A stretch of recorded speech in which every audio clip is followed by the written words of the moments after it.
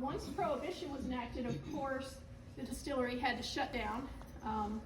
But they had a 40-year run here as one of the largest distributors of whiskey in the country, which is pretty impressive. But again, nobody tells you that because they would just rather talk about the slaughterhouse.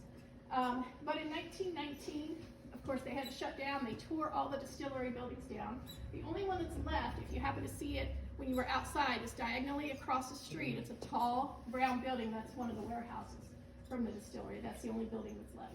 This whole side of the operation was completely leveled. In probably early 1920s, a guy named John Pop purchased this property, and he built a house that he and his wife lived on the bottom level, and on the upper level he operated, it was a cafe slash speakeasy that he called the Bluegrass Inn. So when we go in the basement, you will see that house is still down there. They just kind of built everything around that house, so it's still there. Which again, that makes me so sad that it's going to be gone.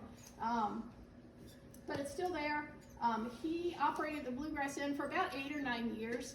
He had a couple fires. He was robbed several times. So he just had a lot of bad luck here, which a lot of people think that, you know, this land is cursed for one reason or another. And no business, you know, can survive here. But Bobby survived here for 45 years. So I don't think that curse is true. But John Pop didn't have very good luck because he had fires. He had robberies.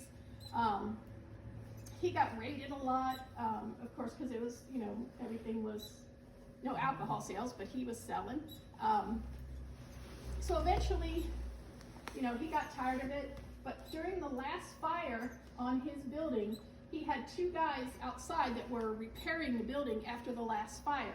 And they were on some kind of scaffolding. I don't know what they